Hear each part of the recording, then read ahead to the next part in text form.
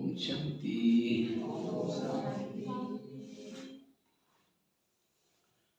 तो विशेष हम लोगों ने 2-3 दिन से काफी सारे विषय पर चर्चा की थी।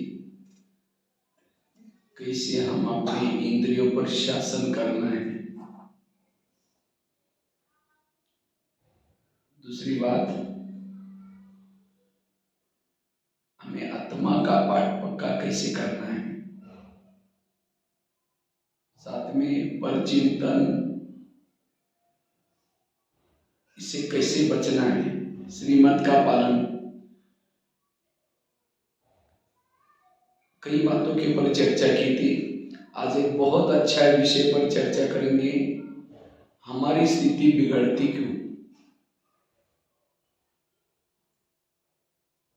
हमें अपने संस्कारों को परिवर्तन करना है, क्योंकि हम यहाँ ब्रह्मा कुमारी में क्यों आए, इसीलिए आए संस्कारों को परिवर्तन करने के लिए। अगर हमारे संस्कार नहीं बदलते, इसका मतलब जैसे बच्चा स्कूल में जाता है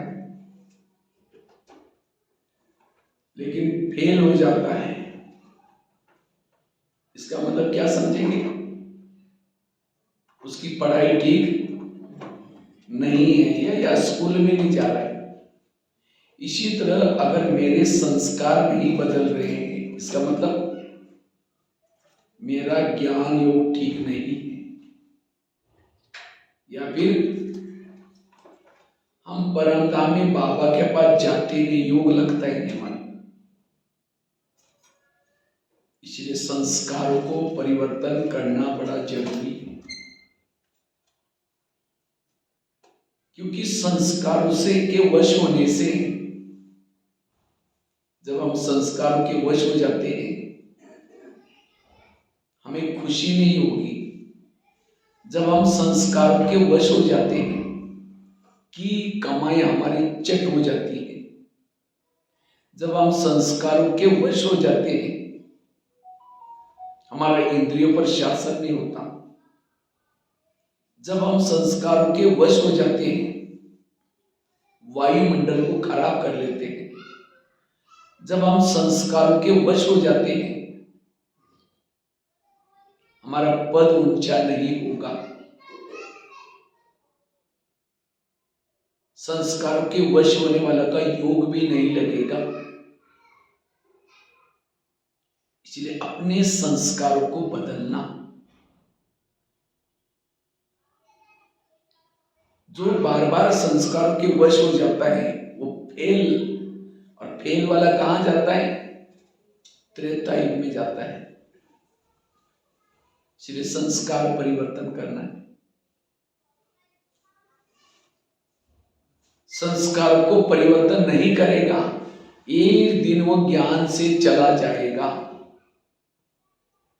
ज्ञान से चला जाएगा, रहेगा नहीं। हमने देखा कई भाई बहन ज्ञान योग चलते थे, ज्ञान योग में चलते थे, लेकिन आज वो आए नहीं, चले गए। क्यों? उन्होंने अपने संस्कारों को नहीं बदला। जैसे दुनिया में आजकल शादी करते, कैसे करते हैं? आजकल दुनिया में जो शादी करते हैं, पति अगर अच्छा है, पत्नी भी कैसी चाहिए, अच्छी चाहिए। पति पढ़ा लिखा है तो पत्नी भी ऐसी चाहिए। नहीं तो पति देखने में अच्छा है, पत्नी ऐसी से है, तो लोग उसके दोस्त चिढ़ाएंगे, अरे तुम इतने अच्छे हो, तुम्हारी पत्नी ऐसी। इसलिए आजकल दुनिया में जोड़ी ढूंढते हैं। इसी तरह बाबा भी हमारा कौन है, पति। तो बाबा भी हमें, हम कितने भाग्यशाली हैं। जब परमात्मा ब्रह्मांड से इस धरती पर आया, जगह जगह पर गया और उसको हम पसंद आए, और उसने, बाबा ने कोई आपका शरीर नहीं देखा है, किसको देखा है, आपकी आत्मा को, आपकी आत्मा की क्वालिटी को देखा, और इसलिए आपको पसंद किया। स्वयं परमात्मा तीनों लोगों का मालिक, इतना सबसे सुंदर, और उसने आपके गले में वरमाला डालना, कितना बड़ा भाग्य है। लेकिन वो ये भी जानता है इसके अंदर बहुत कमी है, लेकिन वो सोचता है मैं इतना उसको प्यार करूंगा, इतना कुछ दूंगा, अपनी कमियों को भूल जाएंगे। इसी भाव से बाबा ने आपको चुना। जैसे दुनिया में पति जब शादी करता है पहले क्या करता है, जाकर के पसंद करता है, पसंद करने के बाद क्या करते हैं, फिर दोनों मिलकर के 7 फेरे लेते हैं। आप लोगों ने लिया 7 फेरे? ये 7 दिन का कोर्स ये क्या है, 7 फेरे। उसके बाद क्या करता है, वरमाला पहनाता है। उसके बाद फिर मंगलसूत्र पहनाता है। मंगलसूत्र तो बैच है, मंगलसूत्र पहना है सभी ने। अगर जिसने ब्याज नहीं पहना उसकी बाबा के साथ की शादी कच्ची पक्की है, अब मंगनी हुई है, अभी शादी नहीं हुई। और जिसके गले में मंगलसूत्र नहीं होता, क्या समझते, इसका कोई रखवाला नहीं है। इसी तरह अगर आपका ब्याज भी नहीं होगा तो किसी की नजर जाएगी, दूसरे सत्संग वाले कहेंगे चलो हमारे पास। अगर आपका ब्याज होगा तो कहेंगे हाँ ओम शांति के हमारे पास नहीं आएंगे। इसलिए हमेशा ब्याज पहन कर रखो। अच्छा, मंगलसूत्र पहनाया, 7 फेरे लिया, वरमाला पहनाई, पसंद किया, शादी हो गई। फिर पति क्या करता है, अपने घर में लेके जाता है। घर में लेके जाने के बाद फिर ऑफिस में जाने से पहले क्या बोलता है, देखो मैं ऑफिस में जा रहा हूं, ये करना, ये करना। पड़ोसने के बाद जाकर के बातें नहीं करना, बर्तन मांजना, कई काम दे करके चला जाता है। लेकिन जब शाम को आए तो देखा पड़ोसने के पास बैठी, उसने कहा तो किया ही नहीं, तो क्या हो जाएगा, गुस्सा तो आएगा, लेकिन सोचेगा चलो पहला दिन है कोई बात नहीं। फिर दूसरे दिन कहा किया ही नहीं, तीसरी दिन कहा किया ही नहीं, फिर दोनों के आपस में क्या होती है, फिर खिटपिट शुरू हो जाती है। खिटपिट होते होते एक दिन कहेगा तुम अपने घर में ठीक, हम अपने घर में ठीक, जिसको दुनिया में कहते हैं डाइवर्स हो गया। तो इसी तरह बाबा भी परम धाम से आता है, हमें पसंद करता है, वरमाला पहनाता है, सब कुछ होता है, ज्ञान में चलना शुरू होते हैं, तो रोज परम धाम से वो आता है और रोज हमें कुछ डायरेक्शन देके जाता है। देखो तुम आत्मा समझना, ये मुरली और कुछ नहीं। मुरली को 2 कॉलम में लिखो, पति ने आज क्या करने के लिए बोला, दूसरे कॉलम में लिखो कि पति ने मुझे क्या मना किया, ये है ज्ञान। और जो मना किया उसको नहीं करो, और जो करने के लिए बोला उसको करो, ये है ज्ञान। हम क्या करते हैं, जो मना किया है उसको कर लेते, और जो करने के लिए बोला उसको नहीं करते। शाम को जब योग में बैठेंगे बाबा का प्यार मिलेगा, फिर कहते मेरा योग ही नहीं लगता। अगर योग नहीं लगता इसका मतलब आप जो बाबा कहता है उस प्रमाण नहीं कर रहे। इसलिए हमें क्या करना है, संस्कारों को परिवर्तन करने की जरूरत है। जितना संस्कारों को बदलेंगे इतना बाबा आपसे प्यार करेगा। चलो आजकल दुनिया में कायदे बन गए, क्या वो कायदे हो गए, अगर कोई पति ये करता है तो क्या करते हैं, डाइवोर्स नहीं करते, क्या करते हैं, क्योंकि आजकल गवर्नमेंट के कायदे बदल गए, दूसरी शादी करते हैं।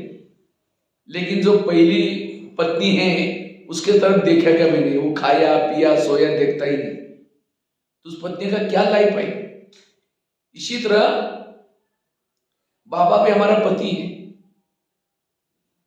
वो देखता है कि मैं जो कहता हूं ये करती नहीं, तो क्या करेगा, आपके लिए दुनिया थोड़ी नई बनाने के लिए छोड़ेगा, आपके जगह पर किसी और से प्यार करना शुरू करेगा। फिर कई भाई बहन क्या बोलते हैं, जब हम पहले ज्ञान में आए थे ना बाबा बहुत प्यार करता था हमको, लेकिन अभी पता नहीं क्या हो गया, बाबा का प्यार ही नहीं मिलता। इसका मतलब बाबा ने दूसरी शादी अर्थात मेरे जगह पर किसी और को चॉइस किया, मेरे पद के जगह पर किसी और को चॉइस किया। इसलिए बाबा ने भगवान की नजर मेरे ऊपर से हट जाए, कितनी बड़ी विडंबना है। इसलिए बाबा कहते बच्चे संस्कारों को बदलो। और इतना सुंदर पति, इतना सुंदर बाबा, मुझे लगता है 84 जन्म में हर जन्म में पति मिले, लेकिन इस पति जैसा पति कोई भी नहीं है मिला। दुनिया में पति होता है, इतना चावल खाता है, फिर शराब भी पी के आता है, पिटाई भी करता है, कभी कभी बटवा भी खींच लेता है, मार भी देता है, लेकिन यह पति कभी मारता है? कितना चावल खाता है? खाता है कुछ चावल?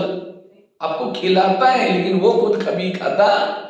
ट्रेन में आपके साथ में बैठता है, लेकिन टिकट की भी जरूरत नहीं है। बाबा की टिकट काटनी पड़ती है? पिटाई करने की वजह और रोज प्यार करता है, तुम तो बहुत अच्छी हो, तुम मीठी हो, कितना प्यार करता है। इसीलिए बाबा कहते हैं, और संसार में सबसे सुंदर पति, सबसे धनवान, अगर किसी का पति बहुत पैसे वाला है तो पत्नी एकदम किसे चलती है? एकदम रुबाब में चलेगी। लोगों को उसके चलने से लगता है उसका पति पैसे वाला है। तो हमारा पति की हमारी नजर कहीं भी न डूबे। अगर मेरी नजर कहीं और डूबती है, इसका मतलब बाबा की सुंदरता का, बाबा के धन का, बाबा के इतने ऊंचे होने का अपमान है। इसलिए बाबा के सिवाय मेरा ध्यान कहीं भी ना जाए।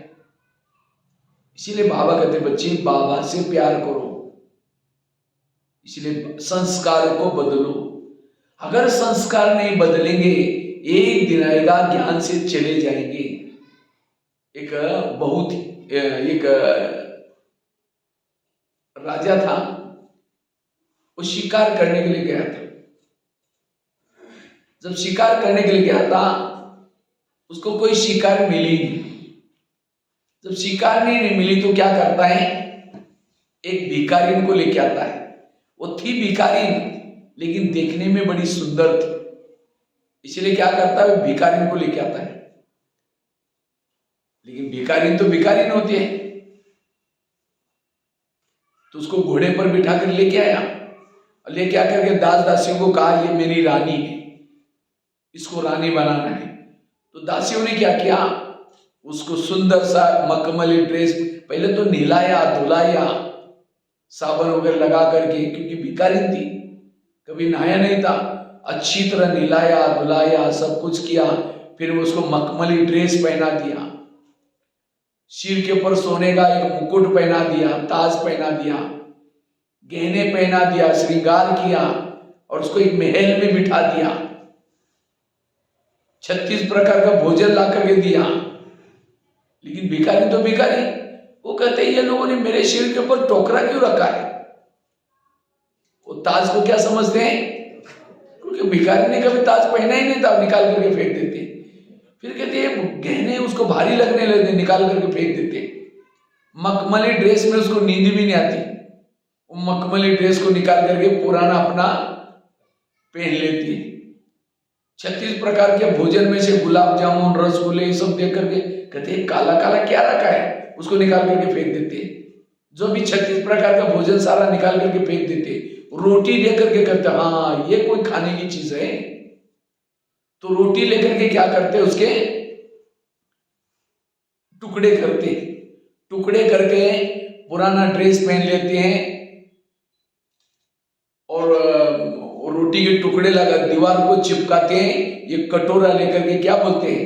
माई भिक्षा दो, क्योंकि उसके वही संस्कार थे, और ऐसा उस टुकड़े को बड़े प्यार से खाते हैं। तो रोज का भोजन गुलाब जामुन ये वो इधर उधर पड़े, सारा गंदगी हो गई। तो रानियों ने जाकर के राजा को बताया, आपकी रानी है ना तो नहीं, वो ऐसे ही करते नहीं। कहा कि आप लोगों ने सब कुछ दिया ना? हाँ दिया है। जाकर के राजा ने जब देखा चारों तरफ से बदबू आ रही थी, तो उसको जाकर के पूछा कि तुम ऐसे क्यों करती है? मुझे यही अच्छा लगता है, क्योंकि संस्कार वही थे, संस्कार तो बदले नहीं है। तो राजा ने क्या किया, उसको घोड़े पर बिठा करके वापिस जंगल में छोड़ के आया, अपने भाग्य के ऊपर कुल्हाड़ी मार दी। कहा एक टुकड़े के लिए तरस रही थी, राजा ने सब कुछ दिया, लेकिन संस्कार नहीं बदला, इसलिए वहां से चली गई। तो इसलिए वो क्या हो गई, वहां से चली गई। ये कहानी किसी और की नहीं, ये कहानी हमारी अपनी कहानी है। आज हम भी दुनिया में भटक रहे थे, हे भगवान सुख दो, हे भगवान शांति दो, एक बूंद के लिए भी प्यासे थे, ज्ञान को दो। तो बाबा की नजर हमारे पर पड़ी, वहां से उठा करके सेंटर पर लाया, 7 दिन तक नहलाया। इतने गंदे हो गए थे, मैले हो गए थे। फरिश्ता का ड्रेस पहना दिया, जिम्मेवारी का ताज पहना दिया, ज्ञान के अनेक गहने पहना दिया, रोज 36 प्रकार का ज्ञान का भोजन दे रहे हैं। लेकिन हम क्या करते हैं, वो फरिश्ता का ड्रेस निकाल लेते हैं, चमड़ी वाला ड्रेस पहन लेते हैं। तो बाबा को अच्छा लगेगा? बाबा कहेगा जाना तो भले यहां से जा सकते हैं। इसलिए अपने संस्कारों को बदलो, अन्यथा जैसे वो भिखारी की हालत हो गई तो हमारी भी क्या हो जाएगी, यही हालत होगी। इसलिए संस्कार को बदलना। जो मेरे पुराने संस्कार है उस संस्कार को बदल करके, अभी हम देवता कुल वाले हैं, देवता बनने के लिए जा रहे हैं, अपने संस्कार को परिवर्तन करना है। और जब संस्कारों का परिवर्तन करेंगे तब ये दुनिया बदल जाएगी, संसार बदल जाएगा। तो हम अपने संस्कारों को कैसे बदले? जो हमारे पुराने संस्कार हैं उसको कैसे बदले?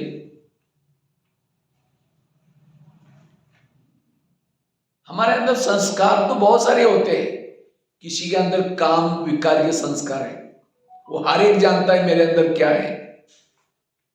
मुझे पता नहीं कि आपके अंदर क्या संस्कार है। हर व्यक्ति अपने आप को, खुद को अच्छी तरह जानता है। तो कभी एकांत में बैठ करके देखो कि मेरे अंदर क्या क्या संस्कार है। आप अपने जीवन के लाइफ के 10 साल तक पीछे जाओ। बचपन में जब 10 साल हो गए थे, 8, 9, 10 साल, 8, 9 तक भी गए तो चलेगा। और 9 साल से लेकर के ज्ञान में आने तक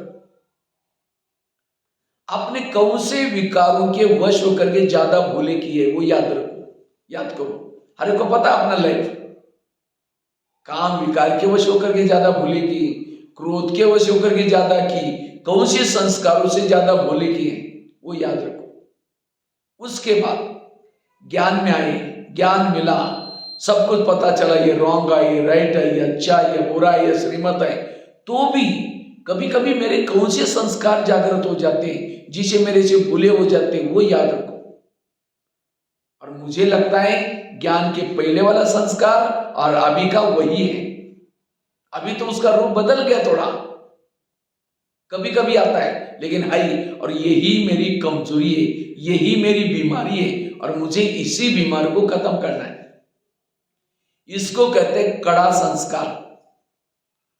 और जब तक आपका कड़ा संस्कार नहीं बदलेगा तब तक आपके अंदर बदलाव नहीं आएगा।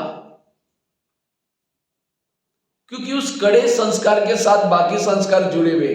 जैसे युद्ध में क्या होता है, युद्ध में इधर दुर्योधन है, इधर अर्जुन है, तो अर्जुन किसके ऊपर तीर लगाता है? दुर्योधन के ऊपर। दुर्योधन के साइड और भी छोटे छोटे सैनिक लड़ रहे हैं, उसको कभी नहीं मारेगा। महारथी के साथ युद्ध करता है, ये नीति है। अब अर्जुन ने दुर्योधन को छोड़ करके बाकी को मारने में लगा हुआ है। दुर्योधन जिंदा है तो क्या विजय कहेंगे उसकी? इसी तरह हम भी गलत तरीके से युद्ध करते हैं। हम क्या करते हैं, कहते मैं जब से ज्ञान में आया हूं मैंने ये छोड़ा, ये छोड़ा, ये छोड़ा, ये छोड़ा, ये छोड़ा, बस वो एक रह गया। और जो संस्कार रह गया वही संस्कार जब हमारे पर अटैक करता है, बाकी मरे हुए सारे संस्कार जिंदे हो जाते हैं। क्यों? हमने कड़े संस्कार को परखा नहीं, उस कड़े संस्कार को नहीं मारा। जैसे दुर्योधन जब मर जाएगा बाकी सेना अपने आप भाग जाएगी या ये तो शरण में आएगी। इसलिए उस कड़े संस्कार का परिवर्तन करो। जो हमारे अंदर मुख्य संस्कार है, जो बार बार रिपीट होता है, उसको परिवर्तन करो। और जब वो परिवर्तन हो जाएगा तो बाकी सारे संस्कार अपने आप, जैसे राम रावण का युद्ध चलता है, राम रावण का एक सिर काटता है, सिर तो कट जाता है, दोबारा जुड़ जाता है, फिर काटता है, फिर जुड़ जाता है, फिर काटता है, फिर जुड़ जाता है। विभीषण आकर के कहता है ये ऐसा नहीं मरेगा, उसके नाभि में तेल लगाओ। और जब नाभि में तेल लगा, रावण क्या हो गया? मर गया। इसी तरह आज हम भी कभी काम का गला काटते, कभी क्रोध का काटते, कभी लोभ का, लेकिन नहीं कटते। क्यों? नाभि में तीर नहीं लाए। नाभि अर्थात उस कड़ा संस्कार, जो भूले मेरे से बार बार होते वो संस्कार। जिसे भीष्म पितामह महारथी था, लेकिन वो हार क्यों गया? क्यों हार गया? महाभारत की कुछ बातें जानते हैं ना आप लोग। क्यों हार गया? उसके सामने शकंडी आ गया। तो ये शकंडी कौन था? कौन था शकंडी? कई जन्म पहले उसने क्या किया था? अंबा और अंबालिका किसी को उठा करके लाया था, लेकिन एक की शादी तो कर दी पांडवों के साथ, किसी के साथ, लेकिन दूसरे की नहीं की। तो उसने प्रतिज्ञा ली, मुझे कितने भी जन्म लेना पड़ेंगे, लेकिन मैं इसका बदला जरूर लूंगी। और शकंडी उसका कार्मिक अकाउंट था। महारथी होने के बाद में, उस शकंडी आने के बाद उसके हथियार कोई काम नहीं करते थे। इसी तरह आज वो कड़ा संस्कार क्या है? कड़ा संस्कार हमने जन्म जन्मांतर से उस संस्कार के वश होकर के भूले किए, गलतियां किए, और इसीलिए संस्कार अभी हमारे सामने आता है। और जब ये संस्कार आता है, हमारा ज्ञान योग सारा बाजू में रह जाता है और हम उसके वश हो जाते हैं। इसलिए हमारा और कोई पुरुषार्थ नहीं उस संस्कार को बदलना। तो उस कड़े संस्कार को हम कैसे बदले, उसके लिए 5-6 युक्ति आप लोगों के साथ शेयर करता हूं। अगर उस कड़े संस्कार को परिवर्तन करना है, सबसे पहली युक्ति है अमृत वेले के बाद, अमृत वेले के बाद बाबा को सुनाओ। अगर उस संस्कार के वश आप होते हैं, बाबा को सुनाओ। जैसे हॉस्पिटल में क्या होता है, अलग अलग वार्ड होते हैं, और अलग अलग वार्ड में डॉक्टर का जाने का समय क्या होता है, अलग अलग। और जब डॉक्टर जब चक्कर लगाता है तो पेशेंट क्या करता है? पेशेंट उठ करके बैठता है और अपनी बीमारी क्या करता है? सुनाता है। अब डॉक्टर चक्कर लगा रहा है, पेशेंट सोया पड़ा हुआ है, बीमारी की दवाई मिलेगी? अच्छा, उठा हुआ है, डॉक्टर के चेहरे की तरफ देखता रहता है, कुछ बोल ही नहीं रहा है, तो डॉक्टर को पता चलेगा क्या क्या इसको क्या हुआ? इसीलिए जब डॉक्टर चक्कर लगाता है, पेशेंट उठ करके अपनी बीमारी सुनाता है, और फिर डॉक्टर क्या करता है?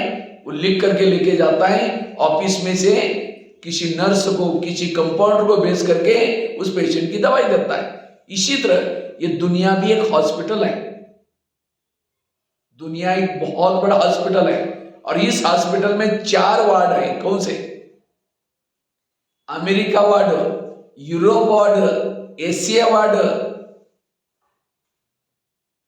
हम कौन से वार्ड में रहते हैं? एशिया वार्ड में रहते हैं। तो यहां डॉक्टर का आने का टाइम क्या है? सवेरे 2 से लेकर के 5 बजे तक डॉक्टर चक्कर लगाता है, बाबा चक्कर लगाता है। तो हम सभी इस संसार में सिवाय बाबा के सारे पेशेंट हैं। कोई गुरु हो चाहे कोई भी हो, सारे लोग विकारों के वश में हैं। और बाबा कौन है? सुप्रीम सर्जन है। तो बाबा जब अमृत वेला हमारे वार्ड में चक्कर लगाता है, तो हमें क्या करना है? उठ करके बैठना है। और केवल बैठना नहीं, उठ करके तो बैठे, लेकिन आंखें बंद करके बैठे तो क्या पता चलेगा? इसलिए आंखें खोल, और केवल खोल के भी नहीं। अब कोई डॉक्टर सामने आया, पेशेंट देखता रहे डॉक्टर की तरफ, तो डॉक्टर को क्या पता चलेगा? तो डॉक्टर को पेशेंट बोलता है, डॉक्टर जी मैंने कल आपकी दवाई खाई तो भी ये हुआ, तो भी 2 बार उल्टी हुआ, तो भी ऐसा हुआ वैसा हुआ, अच्छा और क्या हुआ और क्या हुआ, डॉक्टर निकालता है, फिर जाकर के दवाई लिख करके देता है। इसी तरह बाबा को कहोगे बाबा मैंने कल अमृत वाला भी किया, बाबा मैंने मुरली भी सुनी, मैंने बाहर का भोजन भी नहीं खाया घर का बनाया, तो भी बाबा पता नहीं कौन से कैसे मेरा विकार जागृत हो गया, मेरे को संकल्प ऐसे चले, बाबा मेरे साथ ऐसा हुआ, खुले दिल से सुनाओ। तब बाबा क्या करेगा, उसी की दवाई, जैसे वो डॉक्टर चाहता है ऑफिस में और किसी नर्स को या कंपाउंडर को कहता है फलाने वार्ड में वो पेशेंट है, इसकी दवाई दे के आओ। इसी तरह बाबा भी क्या करेगा, अगर आपने सुनाया बाबा में मधुबन से किसी कंपाउंडर को, किसी भाई बहनों को भेजेगा और उसी टॉपिक के ऊपर क्लास चलेगी जो आपके प्रॉब्लम्स है। इसलिए अगर मधुबन से नहीं भेजेगा तो भी मुरली वही मुरली चलेगी जो आपके प्रॉब्लम्स है। टचिंग के द्वारा कहीं ना कहीं आपको दवाई उसकी मिल जाएगी। इसलिए बाबा को जरूर सुनाओ। इसलिए कभी कभी बाबा का मुरली में एक पॉइंट आता है, बच्चे सर्जन से अपनी बीमारी कभी भी नहीं छिपाओ। लेकिन हम क्या करते हैं, समझो कोई संस्कार के वश हो गए, भूले हो गए, तो क्या करते हैं, बाबा को सुनाते नहीं, लगता है कि बाबा को पता चल गया, बाबा तो सब जानता है। भले बाबा जानता है तो भी बाबा को सुनाना जरूरी है। जैसे डॉक्टर, मुझे एक भाई ने क्वेश्चन पूछा, कहते भाई साहब बाबा तो भगवान है ना, बाबा को बताने की क्या जरूरत है। समझो डॉक्टर तो बीमारी के बारे में सब जानता है ना, क्योंकि उसने पूरा लाइफ स्टडी किया उसकी। लेकिन जब पेशेंट उसके सामने आता है तो डॉक्टर क्या कहता है, अच्छा आपको क्या प्रॉब्लम है, आप कैसे आए। तो पेशेंट थोड़ी बोलता है आपको पता नहीं मेरे को क्या प्रॉब्लम है, देखो और चेक करो। पेशेंट को बोलना पड़ता है मेरा पेट दर्द है, मेरा सिर दर्द है, और उस अनुसार क्या करता है डॉक्टर। बाबा भले भगवान है लेकिन तो भी बाबा को सुनाना पड़ता है और तब बाबा उसका इलाज करेगा। अन्यथा फिर कहते बाबा मदद ही नहीं करता, क्योंकि आपने सुनाया नहीं है। इसलिए बाबा को सुनाओ, ये है पहली युक्ति। दूसरी युक्ति है, अगर मुझे अपने संस्कार को परिवर्तन करना है उसके लिए मुरलियों की स्टडी करो। मुरलियों की स्टडी, हमारे जीवन की सारी समस्याओं का समाधान किसमें है, मुरलियों में है। लेकिन हम मुरलियां पढ़ते नहीं और इसीलिए हम संस्कार को बदल नहीं सकते।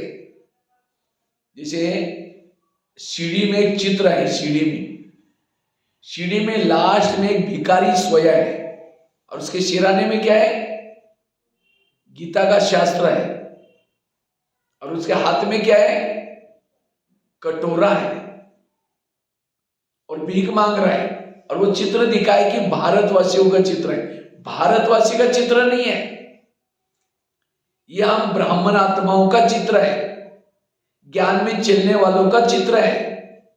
क्योंकि असली गीता किसके पास में है, हम लोगों के पास है। लेकिन उसको कहां रखी है, सिराने, अलमारी में, किसी के पास है ही भी नहीं। और फिर कहीं कटोरा लेकर के बाबा मेरा योग नहीं लगता, बाबा मुझे शांति दो, बाबा मुझे सुख दो। इसलिए मुरलियों की स्टडी करो। और मुरली भी कौन सी स्टडी करनी है, जो आपके प्रॉब्लम्स है, आपके अंदर काम विकार का प्रॉब्लम है, तो बाबा की हर टॉपिक के ऊपर मुरलियां चली। और मुझे लगता है 69 से लेकर के 2017 तक बाबा की जितनी भी अब एक तो मुरलियां चली, उसके किताबें छोटी छोटी मिलती है मधुबन में। कीमत कोई ज्यादा नहीं, 10 या 15 रुपए की कीमत है। उस मुरलियों को आप ला करके रखो। अगर ऐसे ही इकट्ठा आप खुद नहीं लेते तो सभी भाई बहने एक एक साल की ले ले, सभी ने एक एक मुरली खरीद करना है और सबकी मुरली को ला करके एक भाई के पास जमा करो और उस मुरलियों का लाइब्रेरी बनाओ। हर महीने में मुरली चेंज, वो किताब चेंज करके लेके जाओ, तो हर एक को सारी मुरलियां पढ़ने का चांस मिलेगा। और याद रखना, मुरलियों से शास्त्र बने, मुरलियों से ग्रंथ बने, मुरलियों से सब कुछ मिलता है। इसलिए मुरली बहुत महत्व के। समझो मेरे पास कोई चीज है, समझो ये चीज है, ये इसको मैंने इसको टच किया, ये चीज सोने की हो गई। इस संदल को इसको टच किया, ये सोने का हो गया। इसको टच किया, सोने का हो गया। इसको चेयर को टच किया, सोने का हो गया। आप इस चीज को वैल्यू देंगे या सोने की वस्तु को वैल्यू देंगे? किसको देंगे? हाँ, इसको वैल्यू देंगे ना। इसी तरह आज मुरली पढ़ करके शिवानी बहन बनी, मुरली पढ़ करके सूरज भाई बने, मुरली पढ़ करके दादिया बनी, सभी मुरली पढ़, तो मुरली को वैल्यू देंगे या वो लोगों को वैल्यू देंगे? मुरली को वैल्यू देंगे ना। इसलिए मुरली ही असली श्रीमत है। मैं तो सोचता हूं हम लोग जो क्लास करते हैं कोई एक्चुअली महावाक्य नहीं है, महावाक्य केवल मुरली।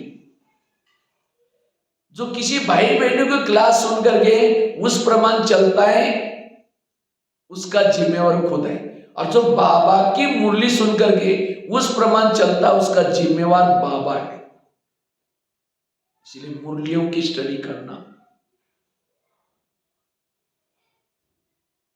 नहीं तो आजकल YouTube में, फेसबुक में ऐसी कोई उल्टी सुल्टी श्रीमत देने वाले भी बहुत सारे मिले।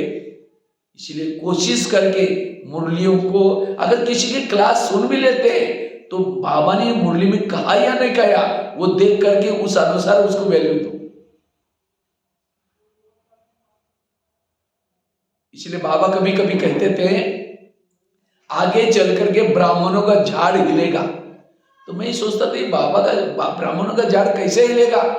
तो अब आजकल YouTube में कई इधर उधर उल्टी सुल्टी बातें आ रही। इसलिए कोशिश करके हमें क्या करना है, मुरलियों की स्टडी करनी है।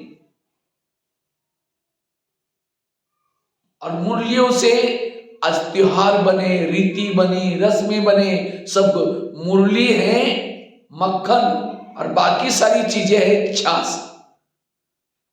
तो छाछ में ताकत होती है या मक्खन में ताकत होती है? मक्खन में। इसलिए ये नियम बनाओ, रोज सवेरे उठते ही अमृत वेला करते ही आप एक रोज मुरली पढ़ो, और रात को सोते समय एक रोज मुरली पढ़ो। और कौन सी मुरली पढ़नी है? जो आपके प्रॉब्लम्स है, जो आपके संस्कार है, उसी की स्टडी करो। तब आपके अंदर का संस्कार क्या हो जाएगा? बदल जाएगा। नहीं तो आजकल कई भाई बहन क्या करते हैं, ज्ञान में चलते भी हैं, मतलब से चलते। भक्ति मार्ग में क्या कहा, हे भगवान मेरे बेटे को नौकरी लगा देना, हम आप 100 रुपए का नारियल तोड़ेंगे, नौकरी 5000 रुपए की लगा देना। नारियल 100 रुपए का, नौकरी 5, ये बिजनेस हो गया। इसलिए बाबा कहते हैं यहां मांगने की जरूरत नहीं है। आज कई भाई बहने, जब मैं देखता हूं, मैं मधुबन में मेरा वो जो निवास है, रहने का कमरा है, सूरज भाई के बाजू में।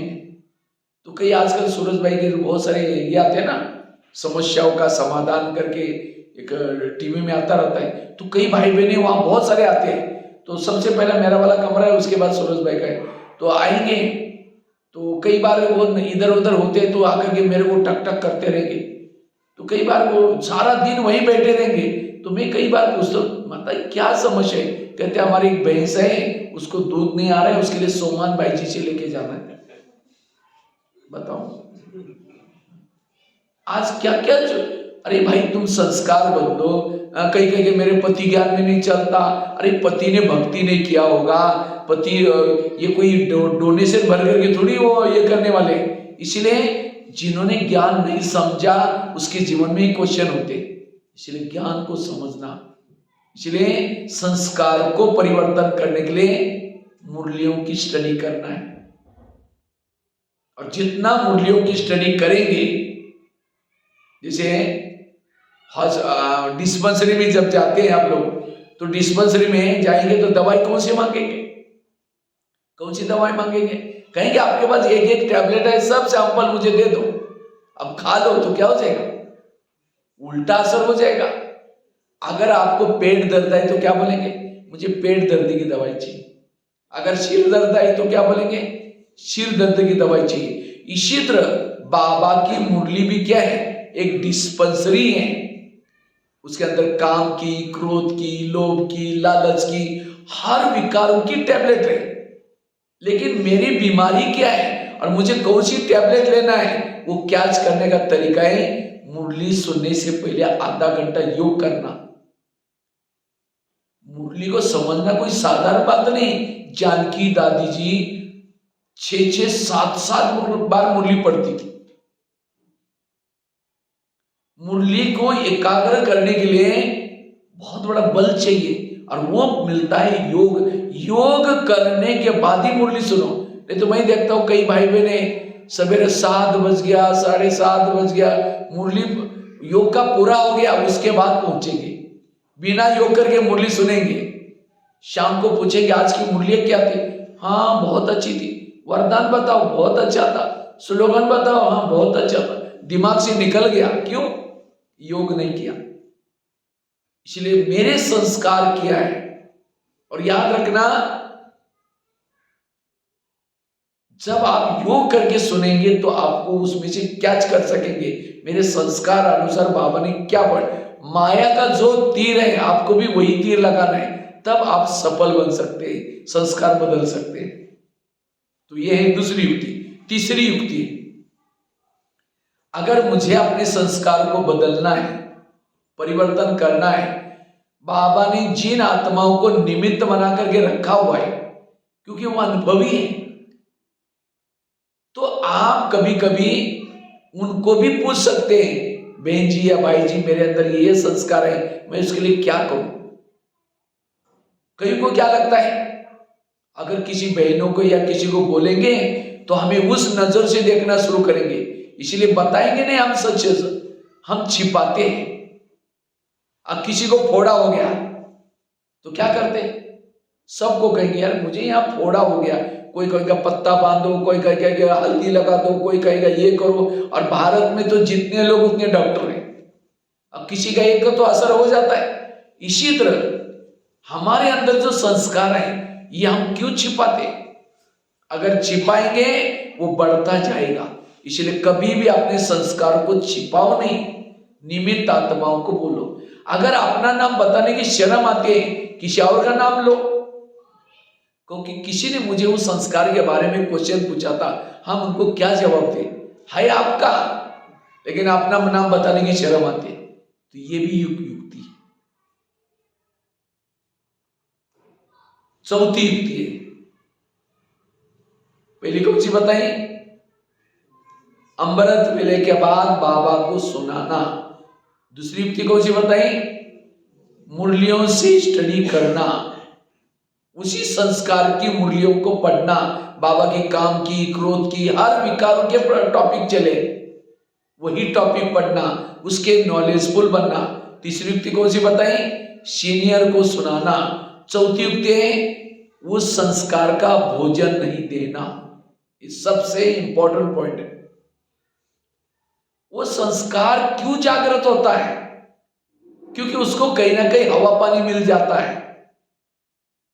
जैसे कोई बुजुर्ग व्यक्ति है, बहुत क्रोधी है, बहुत पिटाई करता है, चिल्लाता है, अगर ऐसे बुजुर्ग व्यक्ति को रबड़ी, पनीर, माल पानी खिलाएंगे तो और ही शरीर की ताकत आएगा, पिटाई करेगा।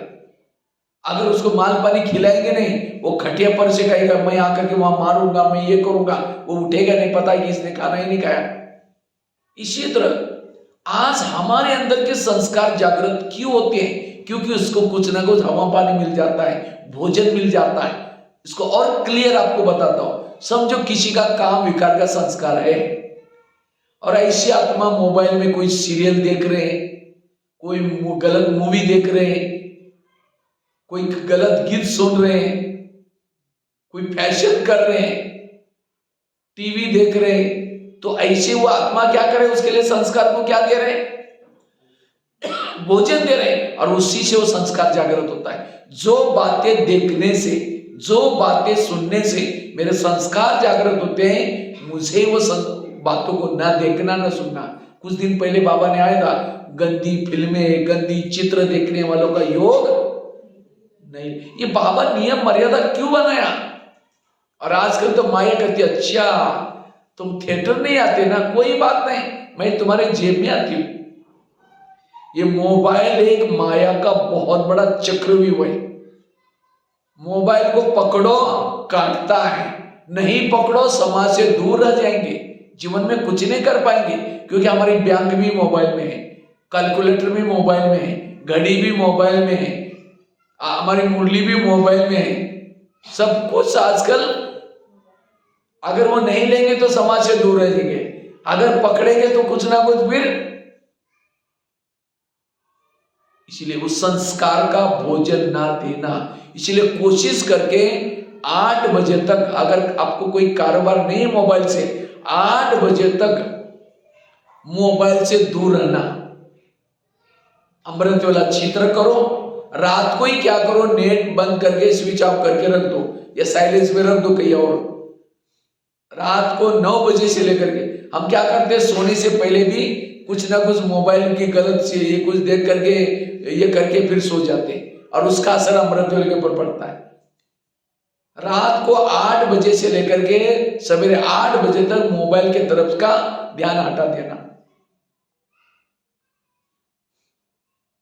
और सवेरे अमृत वेला अच्छी करो, क्लास के पहले आकर के योग करो, मुरली सुनो, उसके बाद जाकर के टच करो, तब आपको उसका असर नहीं पड़ेगा, क्योंकि आपने आत्मिक स्थिति बना करके अतीन्द्रिय सुख का अनुभव किया, और वो आपको कोई भी चीजें आकर्षित नहीं करेगी।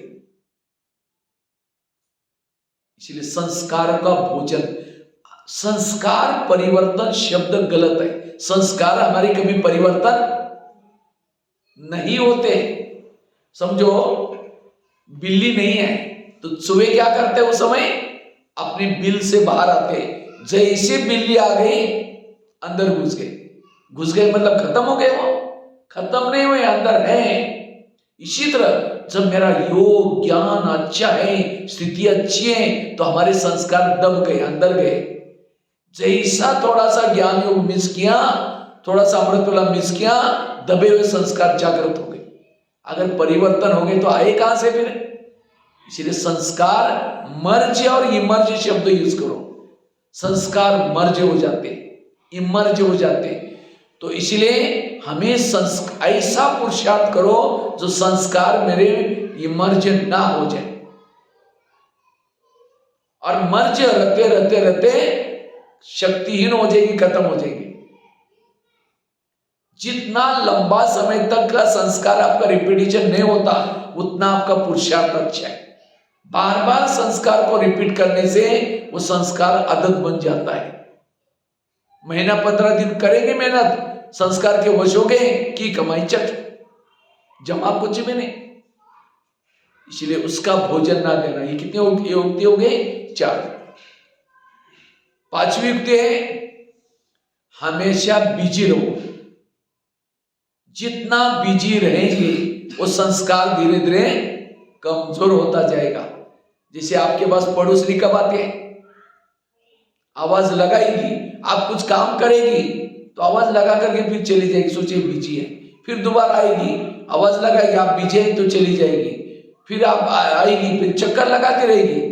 अगर आप एकदम फ्री हैं तो क्या, अरे मैं 4 बार आई, मैंने आवाज भी लगाया, तुम इतना व्यस्त थी, शुरू करेगी।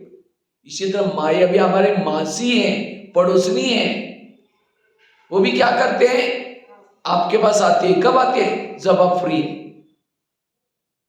इसलिए कहते हैं खाली मन शैतान का घर। इसलिए हमेशा बिजी रहो, अपने कारोबार में बिजी रहो, सेवा में बिजी रहो, तन की दिनचर्या मन की दिनचर्या रखो।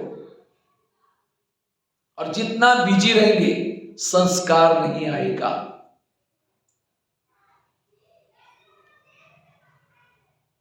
अगर घर में फ्री है, यहां आकर के कुछ बाबा का कमरा इतना अच्छा बना है, उसमें बैठो, तपस्या करो, वो नहीं तो कोई ना कोई कर्मना सेवा करो, कुछ ना कुछ सेवा में मदद करो, कोई मंदिर में जाकर के बाबा का संदेश सुनाओ। हमेशा बिजी रहो, और बिजी रहने से संस्कार नहीं आएगा।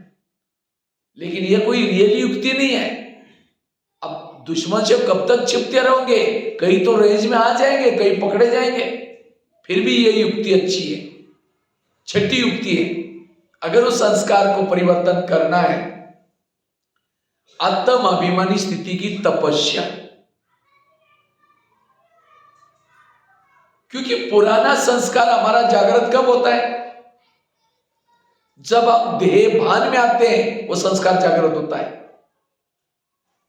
क्योंकि आत्मा को सुख चाहिए, चाहे विकारों से सुख लो, चाहे फिर योग से सुख लो। जो योग से सुख नहीं लेता, आत्मिक स्थिति से सुख नहीं लेता, तब जाकर के संस्कार के वश हो जाता है। इसलिए बार बार मैं आत्मा हूं, अशरीरी हूं।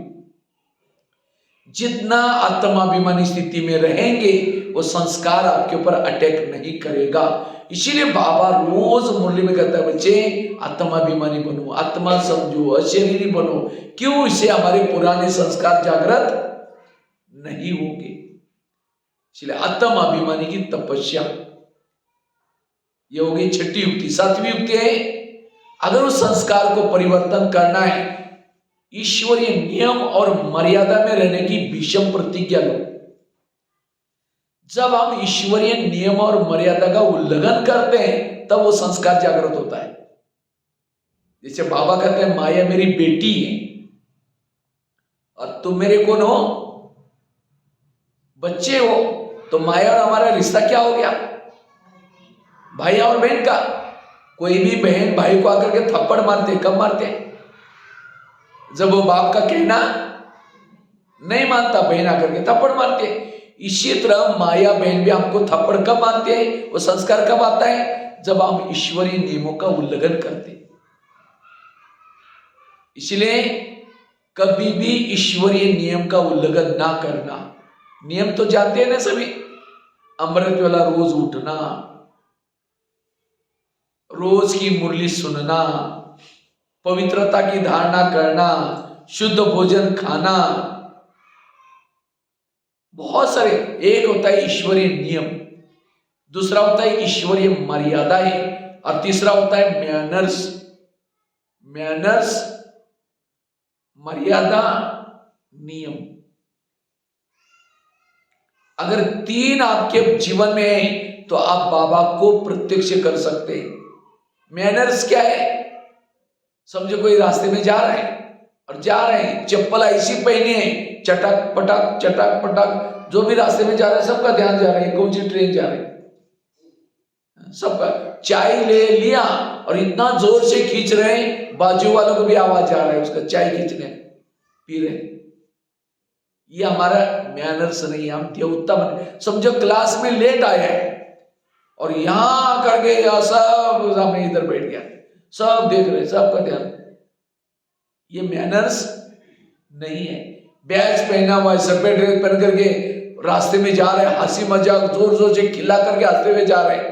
लोग बोलेंगे इनका क्या संबंध है, निगेटिव संकल्प चलेंगे, बाबा का नाम खराब हो जाएगा। बैच पहना हुआ है, सफेद ड्रेस। इसलिए ये मर्यादा, ये मैनर्स नहीं। इसलिए मैनर्स भी सीखना है, क्योंकि हम देवता बनने के लिए जा रहे हैं। इसलिए हमारे मैनर्स भी अच्छे चाहिए।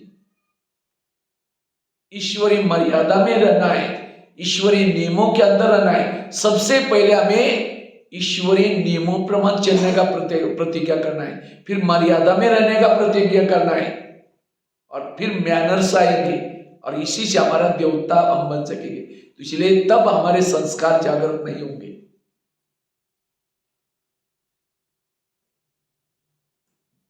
आठवीं युक्ति है, अगर उस संस्कार को परिवर्तन करना है, सोमानों के अभ्यास करो।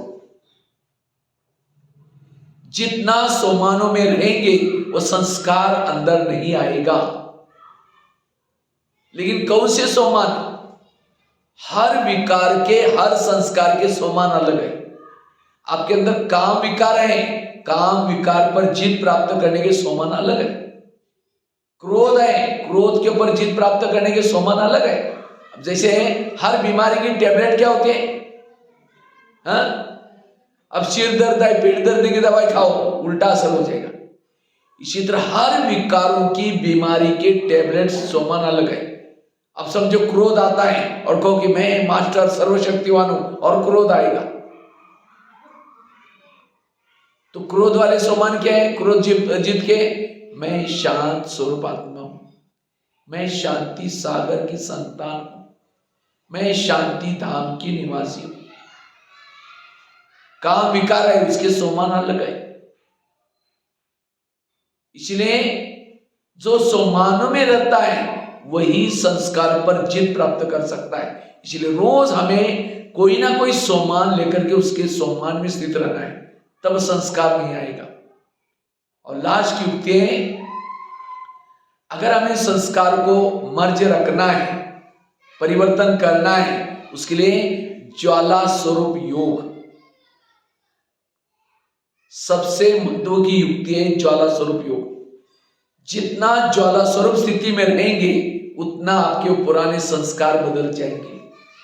जैसे चूल्हे में लकड़ियां डाली है, चूल्हा बुझ गया, दोबारा जला नहीं, तो क्या करते हैं? जो लकड़ियां डाली है उसको हिलाते हैं जोर जोर से, जितना हिलाएंगे दोबारा आग पकड़ लेंगे। इसी तरह बाबा ने हमारे बुद्धि रूपी चूल्हे में कितनी लकड़ियां डाली आज तक, उस लकड़ियों को, ज्ञान की लकड़ियों को हिलाओ, उसका चिंतन करो, मंथन करो, तब ज्वाला स्वरूप स्थिति बनेगी।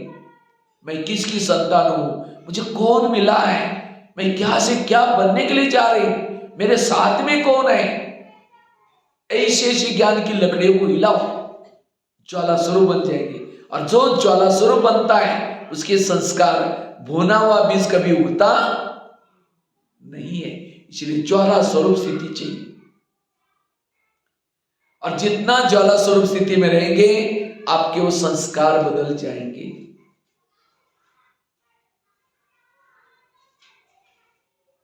इसलिए हमें तपस्या के ऊपर ध्यान देने की जरूरत है, क्योंकि तपस्या से हमारी आत्मिक स्थिति बनती है, इससे संस्कार नहीं आएंगे। इसलिए बाबा रोज कहता है बच्चे योग लगाओ, तपस्या करो, साधना करो। हम तो करते नहीं, फिर संस्कार नहीं बदलते। अगर संस्कार नहीं बदलेंगे, जहां है वहीं रहेंगे। एक तालाब था, एकदम बाजू में उस दूसरे बाजू में गांव था, और बीच में तालाब था, और इधर एक गांव था। लेकिन वो जो गांव था तालाब के बाजू वाला, उसमें सब्जी मार्केट, वो बड़ा गांव था, और ये वाला छोटा गांव था। इस गांव के लोग क्या करते हैं, उस गांव में जाना है तो लगभग 1.5-2 घंटा लगता था। नौका रखी थी लोगों ने, नगर पालिका वालों ने, जिसको भी जाना है नौका में बैठो, 1.5 घंटे में पहुंच जाएंगे, वल्ले घुमा कर। तो एक बार कुछ 4-5 लोग सवेरे 4-5 बजे, उनको सब्जी लाने के लिए जाना था, गए, बातें करते करते नौका में बैठ गए, वल्ले घुमाना शुरू किया। घुमाते घुमाते घुमाते जैसा दिन निकलने लगा, उनको लगा अब हम पहुंच गए। जैसा दिन निकला, देखा जहां बैठे थे वही है। अरे बोले ये क्या हो गया, नौका में तो बैठे थे, उन्होंने रस्सों को खोला ही नहीं, इसलिए वही थे। इसी तरह हम भी क्या किया है, बाबा के नौका में बैठे हैं, कलयुग के अंधकार में बैठे, वल्ले भी घुमा रहे हैं, शांत मुरली सुनने के लिए आ रहे हैं, मधुवन भी जाते हैं, योग लगाते हैं, सेवा करते हैं, वल्ले घुमा रहे हैं। लेकिन अगर संस्कारों के रसे नहीं तोड़े तो कुछ समय के बाद क्या अनुभव करेंगे, जहां से निकले वही अनुभव करेंगे। इसलिए अपने संस्कारों के रस्से को तोड़ो, संस्कारों को परिवर्तन करो। अगर संस्कार को नहीं बदलेंगे वहीं के वहीं रहेंगे। इसलिए अब हमें क्या करना, अपने संस्कारों को बदलना है। और उसके लिए कितना युक्ति बताई, 8, 9, 10 युक्ति बताई। कोई भी युक्ति को प्रैक्टिकल में क्या करेंगे, तब आपके संस्कार क्या हो जाएंगे, परिवर्तन। अगर संस्कार नहीं बदलेंगे अंत में पश्चाताप होगा, रोना पड़ेगा। जैसे बच्चों का रिजल्ट आता है, अगर मार्क कम है तो कितने बच्चे परेशान हो जाते हैं। इसी तरह अंत में रिजल्ट आएगा तो जिन्होंने संस्कार नहीं बदले उनको पश्चाताप होगा। इसीलिए अब हमें इस साल में क्या करना है, अपने पुराने संस्कार को बदलना है। नहीं तो एक महाभारत में एक दृष्टांत है। जब पांडवों की विजय हो गई, कौरव की विजय हो गई, तो सभी पांडव कौरव पराजय हो गए, पांडवों की विजय हो गई। तो पांडव कहां जाते हैं? पहाड़ी पर जाते हैं। और उस पहाड़ी का नाम क्या था? मेरु पर्वत। लेकिन पहाड़ी सीधी थी, लेकिन उस पहाड़ी का एक नियम था, उस पहाड़ी पर वही चढ़ सकता है जो सत्य है और ईमानदार है। तो 5 पांडव, द्रौपदी, कुत्ता जब जा रहे थे तो चलते चलते द्रौपदी गिर गई। जब द्रौपदी गिर गई तो भीम की नजर गई।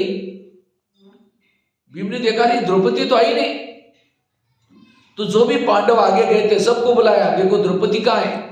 वापिस आए तो एक खड्डे में वो शक्तिहीन बन करके गिरी थी।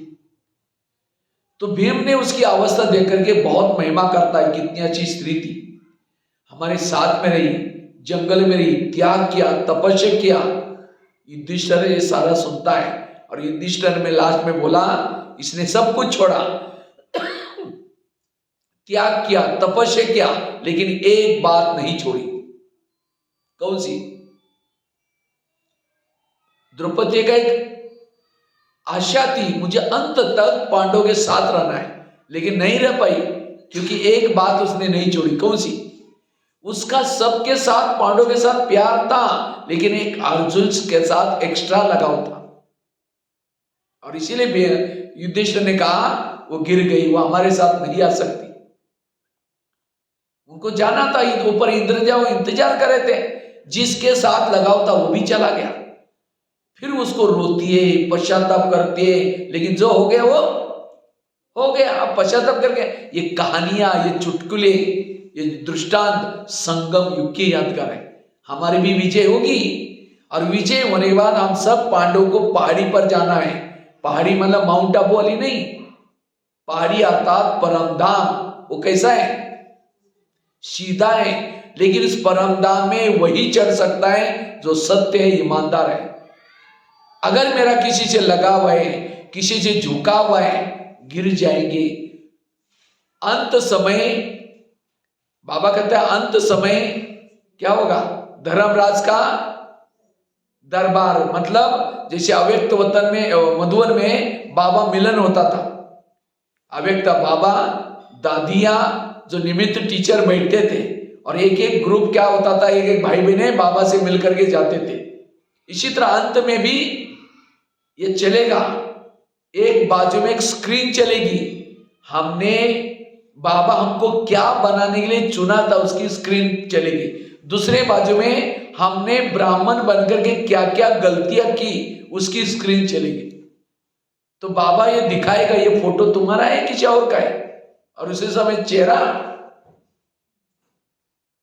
क्योंकि हम जो भी गलती करते हैं सारे फोटो बाबा के पास जाते हैं। इसीलिए बाबा कहेगा मैं तुमको ये बनाने वाला था, तुमने ये किया, तुम्हारा ये सारा कैंसल। तो कितना रोना पड़ेगा। बाबा कहेगा तुम दास दासी बन जाओ। इसीलिए बाबा कहते हैं अटेंशन रखो, जो हो गया हो गया। अपनी छोटी सी गलती के लिए पद को खराब नहीं करना है। इसीलिए अब हमें कोई भी संस्कार को वश नहीं होना है, और संस्कार के वश होंगे और ब्राह्मण बनकर के, क्योंकि ब्राह्मण बनकर के प्राप्तियां बहुत है। जितनी प्राप्तियां उतना घाटा भी, थोड़ा भी। ब्राह्मण बनने के बाद एक अच्छा काम करेंगे, कितना मिलता है? 1000 गुना मिलता है। और ये गलती करेंगे तो 1000 गुना क्या हो गया? घाटा हो गया। इसलिए कभी भी घाटा नहीं करना है। एक उसका भी एक दृष्टांत बताते हैं। कौरव बड़े हो गए, पांडव बड़े हो गए। अब सबको लगता है इसमें से राजा किसको बनाया जाए? कौरव को राजा बनाया जाए या पांडव को राजा बनाया जाए? तो सब कहते हैं जो योग्य है उसको राजा बनाया जाए। तो अचानक एक सभा बिठाई, और सभा में एक कौरव को और पांडव बैठे थे। उस सभा के अंदर अचानक 4 लोगों को पकड़ करके लाया, और चारों लोगों के गले बांधे थे काले कपड़े से। तो सबसे पहले दुर्योधन को प्रश्न पूछा, दुर्योधन अगर तुम राजकुमार बनोगे, तुम्हारे सामने कोई ऐसी केस आएगी, तुम उसको क्या सजा दोगे? इन चारों ने मिलकर के एक व्यक्ति का मर्डर किया। तो दुर्योधन झटके से उठता है, कहते हैं अच्छा मर्डर किया है, इन चारों को भी गले काटो। मैं अगर राजा बनूंगा यही ऐसे ही ऑर्डर करूंगा। अच्छा कहा बैठो। यही क्वेश्चन किसको पूछा? युधिष्ठिर को। कहा कि अगर तुम्हारे सामने कोई केस आएगी तुम क्या सजा दोगे? तो युधिष्ठिर गंभीर हो गया, कहता है मैं इनकी जाति वर्ण पूछना चाहता हूं। तो शकुनी उठ करके कहता है इसके जाति से क्या मतलब है? क्योंकि शकुनी से क्या समझता था, मेरे भांजे ने जो बोला वो। तो सब बोलते हैं भाई पूछा तो कुछ राज होगा। कहा कि इसमें से क्षुद्र है, क्षुद्र वर्ण का, दूसरा क्षत्रिय है, वैश्य है, तीसरा क्षत्रिय है, चौथा ब्राह्मण है, चार वर्ण के चार है। तो युधिष्ठिर और गंभीर हो गया।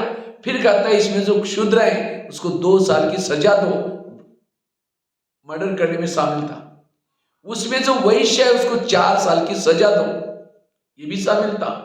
और इसमें जो क्षत्रिय है उसको 6 साल की सजा दो, 2-2 साल बढ़ा के बता रहे, ये भी शामिल था। और इसमें जो ब्राह्मण है उसको 8 साल। कहा कि क्या सजा देने? मैंने कहूंगा, आचार्य द्रोण बैठे वो बताएंगे। ब्राह्मण है, ज्ञानी है, तो भी गलत काम किया। ये सारे दृष्टांत संगमिक किए। अगर हमने शूद्र में बनकर के गलती की माफ हो सकते हैं, वैसे में माफ, लेकिन ब्राह्मण बनकर के गलती की बाबा उसको माफ। इसलिए ब्राह्मण बनकर के अब हमें गलतियां, कई हम क्या करते, हम मधुबन में गए थे, हमारे रूम में एक माता जी रहती थी, कहती थी हम 20 साल से ज्ञान में एक दिन में अमृत वाला नहीं उठी, और अभी तो हम अभी आए। चलता है, हम दूसरे को नहीं देखना, देखना किसको है? बाबा कहते हैं आजकल ब्राह्मणों की दूर की नजर तेज हो गया है, अपने को देखो। अरे उसका दासी का पद होगा तो वो कैसी उठेगी? आपको तो दासी नहीं बनना ना। इसलिए फॉलो फादर, बाबा को देखो, किसी औरों को नहीं देखो, जो गिरे हुए को नहीं देखो, जो आगे दौड़ रहे हैं उनको देखो। इसलिए घोड़े की रेस होते हैं, घोड़े के दोनों इधर बांधे जाते हैं, इसी तरह हम भी रेस में दौड़ रहे हैं, जो दौड़ रहे हैं उसको देखो, आगे पीछे नहीं देखो। इसलिए अपने संस्कारों को परिवर्तन करना है, और उसके लिए ये 8-9 जो युक्तियां बताई उस अनुसार हमें अपने संस्कारों को बदलना है। क्योंकि आगे चल करके अगर ये संस्कार आपके अंदर रहेगा, अंत में वही संस्कारों का अंश का वंश बनेगा। अंत समय में कई बाबा को दिलासा देते, बाबा टेंशन में नहीं आना। कई ऐसे बाबा रोन करते बाबा से, बाबा आप कोई चिंता नहीं करना, अंत में हम सब कुछ ठीक हो जाएगा, जो विनाश होगा वो देख करके हमको वैराग आएगा। बाबा कहते बच्चे अंत में विकारों का और ही फोर्स बढ़ेगा। क्यों? जो आत्माएं शरीर छोड़ रहे हैं, ऊपर भटक रहे हैं, उनको शरीर नहीं है, तो काम विकार का संकल्प आया, वो कहां जाएंगे? जिसके अंदर काम विकार के संस्कार है उसके अंदर प्रवेश करेगा और उसी गलती करेगा। एक में 3-3 आत्माएं प्रवेश करेगी। इसीलिए बाबा कहते हैं तुम्हारे अंदर जिस विकारों के अंश है उसको खत्म करो, और तब जाकर के अंत में विजय प्राप्त करेंगे। इसीलिए अब हमें अपने संस्कारों को बदलना है, और उसके लिए जो 8-9 युक्ति आपको बताई उस अनुसार संस्कारों का परिवर्तन। और जब हम अपने संस्कारों को बदलेंगे तो ये संसार की क्या हो जाएगा? बदल जाएगा। इसलिए संस्कार परिवर्तन करने की जरूरत है। ठीक है, तो कि पहली युक्ति कौन सी सुनाई? अमृत वेले के बाद बाबा को सुनाना। अमृत वेला करते समय नहीं, अमृत वेला अच्छी तरह करो, उसके बाद बाबा को सुनाना। दूसरी बात कौन सी बताई? जो बाबा की मुरलियां चलते, जिस प्रकार के संस्कार आपके हैं उसी टॉपिक के ऊपर जो बाबा की अव्यक्त मुरलियां चली है, साकार मुरली में आप मुरली के नोट भी करते हैं, कौन से करो? जो आपके लिए संस्कार के लिए बाबा ने क्या बताया उतना उसको नोट करो, और बार बार इसको ये करो, तब वो संस्कार नहीं आएगा। नॉलेज की कमी के कारण हम उसके वश हो जाते हैं। और जैसे पहले राजाओं को हराते थे, कैसे? राजा को जो चीज अच्छी लगती है वही चीज सामने लाते थे। राजा को समझो डांस बहुत अच्छा लगता था, तो दुश्मन क्या करता था, कोई डांस करने वालों को भेजता था। जब डांस अच्छा लगता था दूसरी तरफ से अटैक करता था। तो माया भी क्या करते हैं, आपको जो चीज अच्छी लगती है उस रूप से आते हैं, फिर अटैक करते हैं। इसलिए हमें मुरलियों से क्या करना है इसका। तीसरी युक्ति कौन सी बताई, हमारे से बात जो भी सीनियर है, अगर हमारे अंदर संस्कार नहीं बदल रहे, कुछ युक्ति नहीं मिल रहे, उनको भी आप सुना सकते हैं, उनसे भी कुछ नई नई युक्ति ले सकते हैं। चौथा कौन सा सुनाया, उस संस्कारों का भोजन नहीं देना। जो चीजें देखने से सुनने से मेरे अनेक बार हुआ है, फेल हुआ है, तो दोबारा फिर क्यों देखे, इसलिए उससे वैराग करना। एक बार अर्जुन रात को उठ करके क्या करता है, पेड़ को लेकर के ठाक ठाक ठाक बाण मारता है। तो कृष्ण अचानक नींद खुली, देखा तो ये तो है ही नहीं, गया और जा करके जब देखा अर्जुन पसीना पसीना हो गया। उस समय कृष्ण पीछे से आकर के कहता है, पार्थ तुम अपनी क्रोध अग्नि को भड़काओ, ये क्रोध अग्नि तुम्हें युद्ध में विजय दिलाएगी। तो हमें भी क्रोध करना है, लेकिन किसके ऊपर, दूसरे के ऊपर नहीं, अपने अंदर जो बुराई है उसके ऊपर क्रोध करो। आज एक काम विकार ने मेरे साथ क्या किया, मैं इसको जिंदा नहीं छोड़ूंगा, मैं इसके ऊपर जीत प्राप्त करूंगा। इस संस्कार ने मेरे साथ क्या किया। अभिमान करो, लेकिन किसका, आत्म अभिमानी। मोह रखो, लेकिन किसका, बाबा के साथ मोह रखो। अगर काम विकार पर जीत प्राप्त करना है, बाबा से ज्यादा मिलन मनाओ, काम विकार खत्म हो जाएगा। बुराई के ऊपर क्रोध करो, बुराई खत्म हो जाएगी। विकारों को क्या करो, परिवर्तन करो, तब संस्कार बदलेंगे। तो संस्कार का भोजन न देना। पांचवी कौन सी बताई, सदा स्वयं को बिजी रखना। छठी कौन सी बताई, आत्म अभिमानी स्थिति की तपस्या। सातवीं कौन सी बताई, ईश्वरीय नियम और मर्यादा में रहने की भीषम प्रतिज्ञा। चाहे कुछ भी हो जाए, मुझे ईश्वरीय नियम। और हम क्या करते हैं, आज थोड़ी ठंडी है, रात को देरी, माया तो इतनी होशियार है, माया सवेरे सवेरे किस रूप में आते हैं, दोस्त के रूप में आते हैं। कहते सो जाओ, रात को मच्छर काटे थे, देरी से सोए थे, सो जाओ, तबीयत बिगड़ जाएगी, बाहर बहुत ठंडी है, बहुत मीठा बोलते हैं। जैसे अभिमन्यु को मारा था, कैसे मारा था, उन्होंने चक्र बनाया था महारथी ने, और एक सैनिक को भेजा कि जाओ उसको अर्जुन से दूर करके लेके आओ, बस इतना काम करो, बाकी हम देख लेंगे। तो उस समय महारथी नहीं गए थे, एक छोटा सैनिक भेजा। तो सैनिक कहता है, हे अर्जुन, अगर तुम्हारे में दम है तुम मेरे से लड़। तो अर्जुन अभिमन्यु को लगता, अरे ये छोटा सा सैनिक और मेरे पीछे मेरे को ऐसे कर रहा है। तो उसके पीछे दौड़ा, दौड़ते दौड़ते वो सैनिक पीछे पीछे पीछे जाता है, जहां चक्र बना करके महारथी बैठे थे उसके अंदर पहुंच गया, चारों तरफ से घेर लिया। इसी तरह ऐसा बेमौत मारा था उसको। इसी तरह माया भी क्या करते, सवेरे काम विकार को नहीं बेचती, क्रोध को नहीं बेचती। एक छोटा सा मामूली सैनिक, कौन, आलस, कहते जाओ उसको सुला दो, बाकी मारने का काम हम देख लेते। तो सवेरे आलस आता है, बहुत मीठा बोलता है, और हम उसके साथ दोस्ती करते हैं। 3-4 दिन दोस्ती की, अमृत वाला नहीं किया, आलस आ गया, तो सारे विकार आकर के अटैक करते हैं। क्योंकि आप बाबा से दूर हो गए, 3-4 दिन आप योग किया ही नहीं, बाबा से दूर हो गए, फिर खत्म। इसीलिए आलस के साथ दोस्ती कभी नहीं करना है। आलस तो क्या, मुरली सुनने के लिए आलस नहीं करना, नियम पर चलने के लिए आलस नहीं करना। अंत तक जब तक ज्ञान में चलते हैं, बाबा के नियम और मर्यादा प्रमाण चलना है। 8वीं कौन सी युक्ति बताई थी, सोमानों के अभ्यास। और जो विकार है उसी प्रकार के सोमान लेना है। हमारी कमजोरी क्या है, उसी प्रकार के सोमान, जैसी बीमारी वैसी टैबलेट लेते हैं। 9वीं युक्ति कौन सी बताई, ज्वाला स्वरूप योग। अगर इस युक्तियों को अपनाएंगे तब आप अपने संस्कार को परिवर्तन कर सकते हैं। इसलिए अब हमें संस्कार को परिवर्तन करने का पुरुषार्थ करना है। ठीक है, ओम शांति।